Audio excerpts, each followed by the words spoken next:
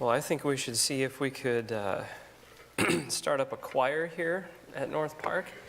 I think if we could find a choir of people who can cough along to the music, that would be awesome. So there's just a whole chorus of coughing going on in here this morning, myself being probably chief among those people, so I will do what I can to lead the charge in that respect. And if you're interested in doing that, just talk to me after the service. I'm glad to try to put something together here. Well, as I've mentioned a number of times in the past, I am a word person. I really enjoy words. I'm a writer, and I love to work with words.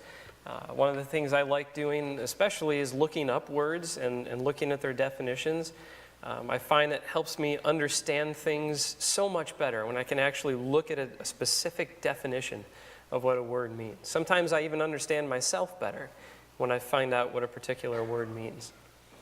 And so today, and I'm sure there's probably a word for word people like me. I don't know what that word is yet, but I'm sure there's probably a word for people like me. So today we're going to learn about one word. And that one word is another one of the themes of the season of Advent. And that's the word joy.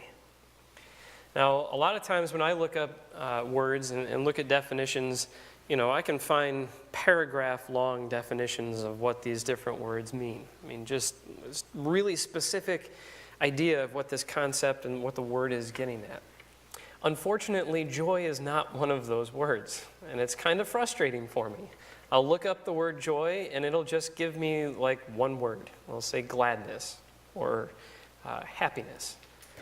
And that's great, but that doesn't really help me a whole lot. That doesn't really satisfy me a whole lot. I want to know more about what that word actually means. I think it's a common word, but I think it's a word we hear so much or use so much that maybe we kind of lose sight of specifically what it means. And so we're going to look at a couple of passages today in the Scriptures that both show us what joy means, what true joy is all about. The first passage comes from Psalm 16. It was the scripture that was read at the beginning of the service this morning. And even though we heard it once, I'll read through it again, and we can see the words up on the screen as well. And this is not the whole psalm, it's most of the psalm. It says, "Keep me safe, O God, for I have come to you for refuge. I said to the Lord, you are my master. Every good thing I have comes from you. I will bless the Lord who guides me. Even at night, my heart instructs me." And this is the part I really want to focus on here today. "I know the Lord is always with me. I will not be shaken, for he is right beside me. No wonder my heart is glad, and I rejoice. My body rests in safety. For you will not leave my soul among the dead, or allow your Holy One to rot in the grave. You will show me the way of life, granting me the joy of your presence and the pleasures of living with you forever." So what the writer of this psalm is communicating to us in verse 8, right there kind of in the middle, what he's saying is that he has complete trust and complete confidence in God. And because he has that strong confidence and that strong trust, he has the ability to endure any circumstances that life throws at him. No matter what happens, he has this trust and confidence in God. He knows he will be able to get through it. He says he will not be shaken. In other words, he will not be thrown into this pit of disorder and chaos, with no hope of ever coming out of it. He knows that's not going to happen because he has this trust and this confidence in God. And the result is that he has joy. He says at the very end there, "You will show me the way of life, granting me the joy of your presence." Joy is the result of this confidence and trust that he has in God. He knows God will not abandon his people to death or to destruction or to chaos, to disorder. He actually knows that quite the opposite is true. God will lead his people into life, says, "You will show me the way of life." Now, that does not mean that God's people get some kind of get-out-of-jail-free card from going through trouble in life. Troubles are going to come our way, whether we want them to or not. And he's not saying that, we somehow get excused from all of that or exempted from it. We are going to have trouble in this life. What he means is that even with that trouble, even in the face of adversity or difficulty, joy is still possible. Because with God, there is always life and there is always joy to be found. There's a similar idea when we look in the New Testament. In one of the Apostle Paul's many letters, in the letter to the Philippians chapter 4, and I know I've read this before, recently as well, I think. This is what Paul says. "I have learned how to be content with whatever I have. I know how to live on almost nothing or with everything. I have learned the secret of living in every situation, whether it's with a full stomach or empty, with plenty or little, for I can do everything through Christ who gives me strength." At the point when Paul is writing this letter, he's looking back on his life and he's reflecting on what he sees.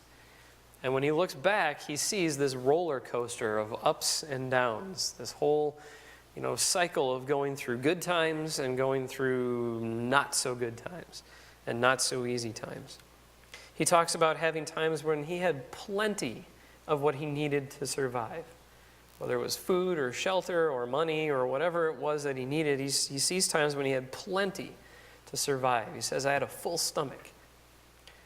But he also sees times when he did not have enough to survive. He didn't have everything he needed, whether it was food or shelter, clothing, money, whatever it was. He says he had an empty stomach in those times. But when he sees the whole course of his life and all these ups and downs and the times when he had a lot, the times when he had very little, the one constant thing that he sees is that God was present with him the whole time. God had never left him.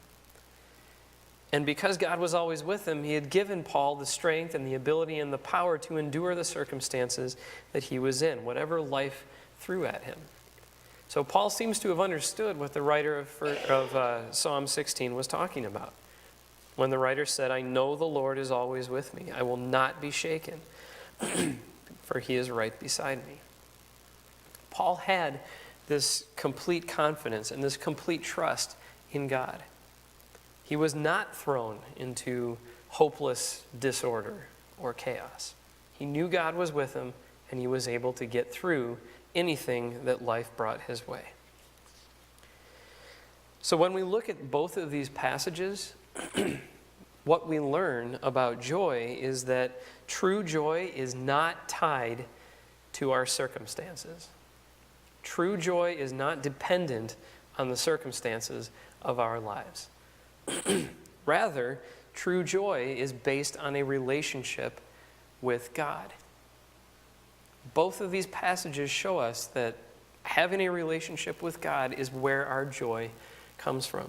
The writer of Psalm 16 said that his joy was based on God's presence right beside him, right there. Wherever he was, whatever he was going through, whatever the people around him were going through, God was right there. And he had joy, like true joy, because of it. Paul says that his joy was based on Christ who gives me strength. That's the same idea. Jesus, our Emmanuel. Emmanuel means God with us. So Paul says that his joy came from Christ who gives me strength. Both of these people realized that true joy in life comes from a relationship with God. It doesn't depend on our life circumstances. It doesn't depend on any of the things that are going on around us. Because the circumstances of our lives will change all the time. Whether or not we want them to, they will change. And we have to adjust to that. And they can be hard. Those transitions can be very difficult. Our life circumstances are going to change, but God does not. God is constant. God does not change. God is now who God was in the past, and who God will always be in the future. God does not change. So with a healthy relationship with God as the foundation of our lives, we can experience joy in times of happiness and success and prosperity, times when everything's going our way, right? Things are just falling into place and life is great. We can experience joy in those times. But we can also experience joy to the same degree in times of suffering or hardship or failure or disappointment. Something is not working the way that we wanted it to. Something just totally breaks down and leaves us hanging. We can still have joy, even in those times. And that's because at all times, in all places, in all circumstances, true joy comes from having a relationship with God. And this is a really important truth for us to know and to be able to grasp onto when we think about the hardships that life brings to us, because they're everywhere. We all go through hard times in our lives. We all have things that don't work right, whether it's our physical bodies or our minds or our voices or something in our family or friends, wherever it is. We all have this hardship, right? So we need to understand that our joy doesn't come from any of those circumstances. We can look around our communities here. We can look into our school district. We can look into our neighborhoods. And we can see that hardship is all over the place. We see families without regular homes. We see kids that don't have stable families or stable parents. We see people that don't have access to adequate food or health care. We see people who are without, employment, or at least there's some kind of uncertainty with their employment or their finances. There's loneliness all over. There's depression. There's a lot of hardship in our world, even just here in our area, in our communities. But the good news for us is that our joy is not tied to any of that stuff. It doesn't depend on any of that stuff, as difficult as those things are to deal with. I don't want to downplay those things are difficult, because they can be. But our joy is not tied to any of them. Our joy is rooted in God. And Jesus tried to remind his disciples of this. The last night that they were all gathered together, the night that he was arrested, and then the night before he was killed, he was with his disciples one last time. They were all together, and he said to them at one point, "In this world you will have trouble." You will have trouble. Not you might, not there's a 50% chance that you may. You will have trouble. But take heart, I have overcome the world. So he's being real with his disciples, saying, you're going to run into some trouble as you live your lives. When I'm gone, you're going to have hard times. But don't be afraid. Don't let them discourage you, because I have overcome them. I have conquered all of the things that could ever trouble you. I have won victory over all of the things that could ever trouble you. So be completely confident in me, he says, and be joyful. Draw your joy from me, not from the hardship that you're going to face. So that's the real core truth that I want us to know this morning about joy. It's one of those things that's a lot easier to say, and it sounds like great Christian theology. It's a lot easier to say it, but it's a lot harder to do it, to actually live like we believe it, to actually find that joy. Because we do come into times of trouble. And when we get there, the power of those things that trouble us, the power of those things that threaten to steal our joy can be very overwhelming. Very overwhelming. It can be really difficult to think straight sometimes, to keep a level head. When our lives do fall into disorder and chaos. It happens. But even in those situations, as confusing as they might be, as destabilizing for us as they might be, we can still have joy. Because our joy is not tied to any of that mess. It's tied to God. And I don't say this lightly. I don't want you to think I say this just because it's my job to say this on Sunday morning. I speak to you from experience with this. And I know I've mentioned a number of times in the past, and I'll mention it again this morning because it was a very significant experience for me that, a number of years ago I went through a divorce. It was one of the hardest and most painful things that I have ever experienced. My entire world was shattered in that time. It was just in pieces around me. I had no idea what I was doing. I had no idea how to get through it. I had no idea where to even begin. There were lots of times I really felt like I was stumbling around blind in the darkness. Just no idea what was going on. In that time, I received heavy doses of God's grace to lead me and to guide me through them. God was really the only light that I had to show me where to go. And as soon as I realized that and grasped onto it and refused to let go of that reality, as soon as I grabbed onto God and said, I'm not letting go I'm not letting go ever, but definitely not until we get through this. As soon as I did that, I can look back and see that gradually the peace and the joy of God began to overwhelm all of the things, all of the darkness and all of the disorder that was in my life at that time. The peace and the joy of God began filling me up and kind of driving out all of that darkness. I still had to go through the darkness and through the disorder. I wasn't just magically teleported out of them. But what I found was that I had life, real life, even in the face of one of the worst things I had ever experienced. I don't ever want to experience something like that again. But looking back on it, I can honestly tell you I would never trade that experience for anything. If it was if my life was a computer program, I would never click on the undo button and just not go through that. As horrible as it was, I drew very close to God in that time, and I got a real solid taste of God's joy from that experience. So I would not choose to undo it, as hard as it was. Because I learned that my joy is not tied to, that kind of situation. My joy is tied to God, who walked with me all the way through it. So our joy comes from God.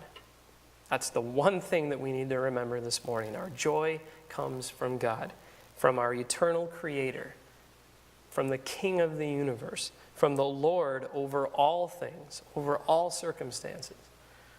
It comes from the Holy One, whose love and mercy and justice are supreme. It comes from the faithful and true Savior, Jesus. It comes from the one who is the way and the truth and the life. It comes from the God whose entrance into this world as a human being we celebrate at this time of year. It comes from the God whose return to this world we anticipate at this time of year. With God as the source and foundation of our lives, we can and will always have access to true joy and to the power to overcome all the shifting circumstances in our lives. So as we celebrate Jesus' first coming into this world, and as we anticipate his second coming, his return, let's choose to pursue his joy despite the circumstances around us. And it may not always be easy to do. We may have trouble with that. So as we're pursuing his joy, let's do it together. And let's encourage one another along the way. Please pray with me.